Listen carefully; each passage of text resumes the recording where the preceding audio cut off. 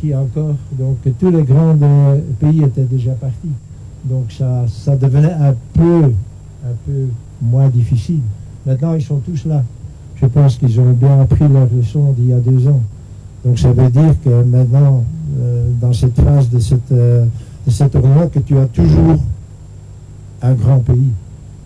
Donc ça fait que c'est pour arriver en finale ou même en demi-finale, ça sera beaucoup plus difficile. Mais encore une fois, notre ambition reste et on va voir ce que ça va donner dans les semaines qui suivent et déjà commencer avec le match de demain qu'on veut gagner. Bonjour coach, ici. Là, coach, là. Ah, là-bas. Ouais. Charles de Grasse Ndemba, journaliste camerounais de Balafon Média. Coach, l'Afrique du Sud, vous avez parlé d'une belle équipe du Cameroun, un groupe jeune, une équipe qui évolue bien. Est-ce que vous avez travaillé dans la préparation de cette rencontre-là, dans l'éventualité des tirs au but? On sait que l'Afrique du Sud a un grand gardien et c'est un exercice qui réussit plutôt très bien au Bafana Bafana. Merci. Écoutez, de notre côté, encore une fois, c'est très important de survivre ce prochain match. Vous avez entendu notre ambition et notre ambition reste encore la même. Donc c'est pas changé. Même si, comme je viens de dire, que le tournoi est beaucoup plus difficile qu'il y a 2 ans. De l'autre côté, avec tous les changements qui ont eu lieu au Cameroun, avec l'équipe, j'étais curieux de voir cette équipe. Et elle m'a encore une fois surpris. J'avais jamais attendu que sur un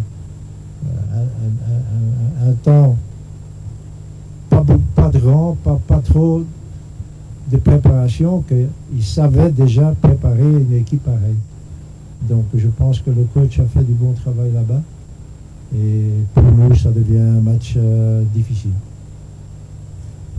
Before we continue, I just want to clarify to the South African journalists, I understand that you're coming French.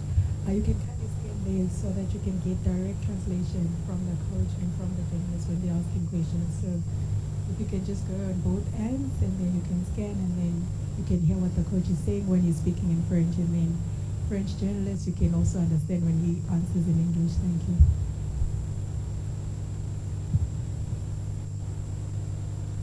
Thank you so much, Coach Hugo Bros, Prince of the Cameroon Radio Television. Here, Coach, to your right.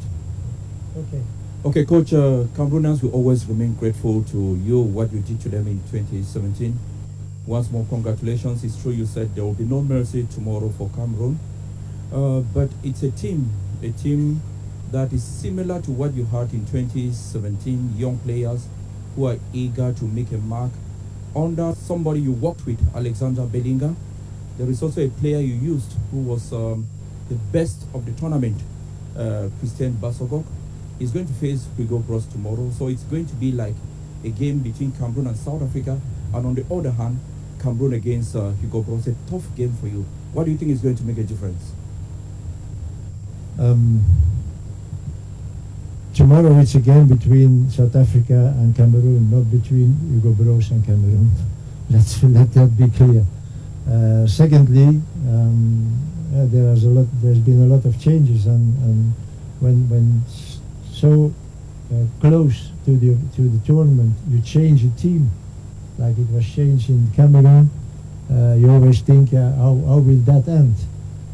But for you, people of Cameroon, it ends very well because you have a good team again, and a young team. A team who you see that's a team who has hunger to play and to have good games and to win games.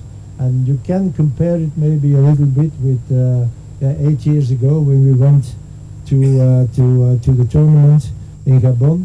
Nobody expected something from us, and suddenly Cameroon won the F because I had also a young team. I had a team who was hungry to do nice performances.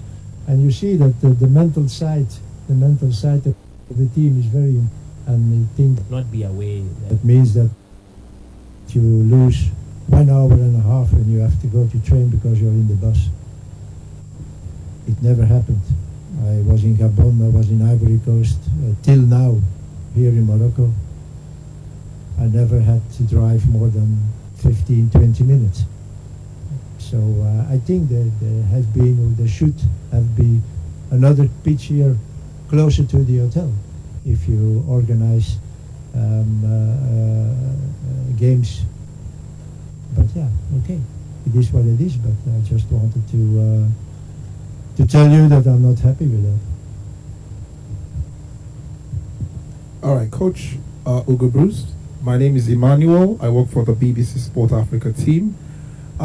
It's a good thing that you reflected to 8 years ago where you led Cameroon to winning the AFCON. You are the last foreign coach to win the AFCON.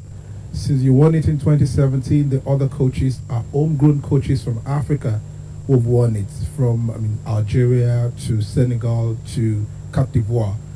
Now my question is, do you think African coaches are now proving their mettle to the extent that many of them now can begin to venture out of the continent to also take up jobs? You would recall that in time past, we have more of the foreign coaching. In Africa, that's also in Europe. People always think that foreign coaches are better than local coaches. Why? Don't ask me. Maybe also because foreign coaches, because they got the chance to do it,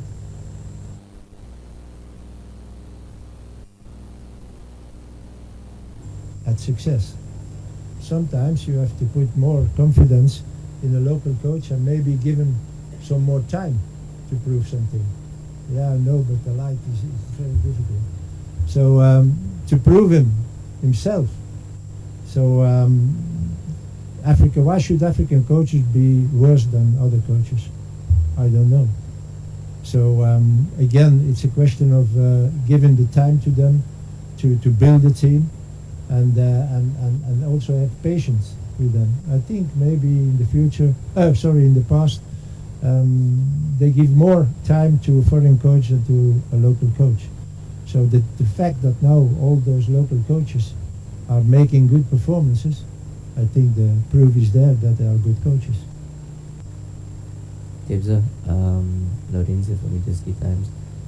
This is not your first AFCON. Obviously, you were one of the most important players for Bafana when they finished third in the last AFCON. What would you say about your performances in this edition? Do you think that you've been at your usual best? If you don't think that way, what do you think is the difference between this one? The team, the whole, realize they made a mistake at the beginning of the because they didn't perform well. Because if you ever in 2023, the team didn't knock out stage, it was mostly the small teams. And we had this talk with the coach. He told us that the same teams we beat in the last AFCON, they won't make the same mistakes now. For example, he made a example about Morocco. Coach, a question over here to your right, far right, sir. Thank you. As Sinitemba said at the beginning, as you've alluded to, a bit of an emotional element to you with a meeting against Cameroon tomorrow. How did you experience, knowing Fekkerfoot, knowing the way the federation operate, how did you experience or think about the controversy around the team, the two squads, the firing of your compatriot, another Flemish coach in Marc Brice ahead of the tournament?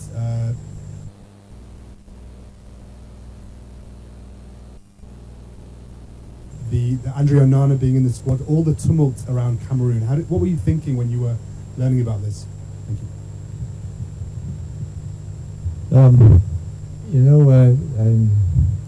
It's not because I told that this is a special game for me, the of South Africa, and I want to win the game tomorrow. Tibbs, Brownlee, Backpage Media. You guys have voiced a lot of frustration about the qualification for the knockout It stage. would be nice to give him a beautiful send-off with Afcon trophy. It would be a very nice present, but I know he doesn't like presents, so yeah. Greetings, Chogozisi from Far Post. Debza, you're one of the players that's been there from the time coach started with this group.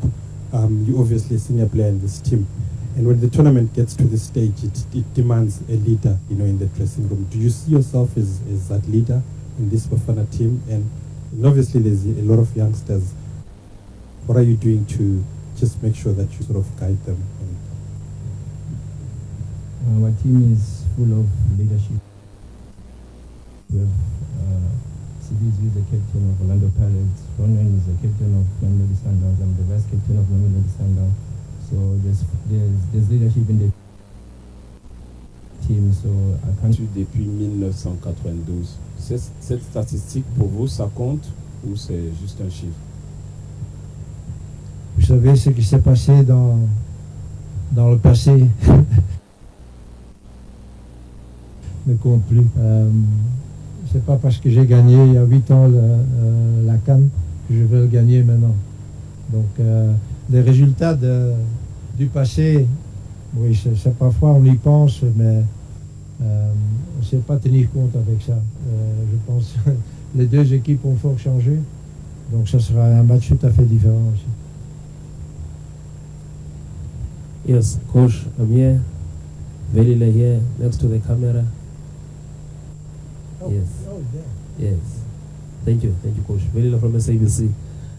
Coach, the last time we spoke to you, you were concerned about some certain areas, and you were looking at using the 6 days that you have on working on some of the things you wanted to work on. How valuable has been this long period of rest, and also having to work on the team, and maybe in Marrakesh you also had a bigger chance of working on a tactical work without the attention.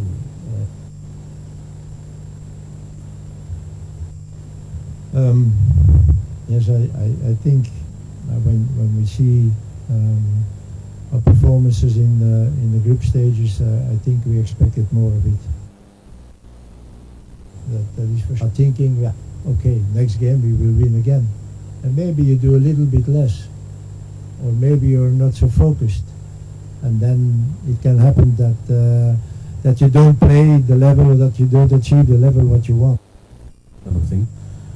How much do you draw from that experience as you go tomorrow as some sort of a reference point? When you look back, you have been here before. How much do you draw from that experience so that you are ready, and also maybe share some information with some of the younger guys in the team? Of course, tomorrow is going to be a very tough game, an important game for everyone back home and even for the team. Yeah, man, we spoke with the coach. We had a meeting after has a different perspective.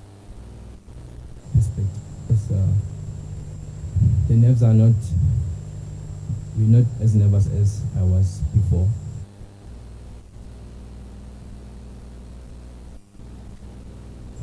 As compared to now, we're just looking forward to the game. We just really. We're going to take the last few questions, and then we're going to close the press conference. Can you go to the gentleman with the glasses, please? Thank you. Coach here. Yes, my name is Simon from Cameroun Radio Television. We remember, like you said, you won the trophy for Cameroun, but many were surprised, like you used to say, that 10 months after winning the trophy, you were sacked as coach of Cameroun. And when we hear you today say you're not going to give them any free buys tomorrow, it's like you have that flame in you, and when you heard that it was Cameroun next, you said, okay, it's time for revenge. Is that? Thank you. I didn't understand your question. What do you want? I didn't.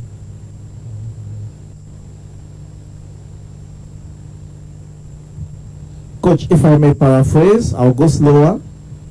you were sacked as coach of Cameroon just 10 months after you won the AFCON trophy. Here, when you heard that round was against Cameroon, it was like... Personne ne savait pas que le Cameroun allait remporter cette Coupe d'Afrique. Je pense que vous-même, vous ne l'imaginiez pas. Vous voyez le Cameroun dans cette situation actuellement. Vous ne vous dites pas qu'ils peuvent être dangereux dans cette posture où tout le monde ne les attend pas. Qu'est-ce qui vous fait le plus peur dans cette équipe du Cameroun? C'est comme vous dites, hein, peut-être avant le tournoi, personne attendait ou expectait que le Cameroun serait loin dans ce tournoi, certainement avec tout ce qui s'est passé 2-3 semaines avant le tournoi. Donc il y a toute une nouvelle équipe qui est là avec des jeunes joueurs. Et on sait comment ça va avec des jeunes, on ne sait jamais comment ils vont s'adapter. Mais quand les trois matchs que j'ai vus du Cameroun, j'étais bien surpris. Parce qu'ils ont vraiment une bonne équipe. Et alors quand je dis une équipe, c'est vraiment l'accent sur l'équipe. Il y a quelques bons joueurs, mais c'est surtout le collectif qui est très fort.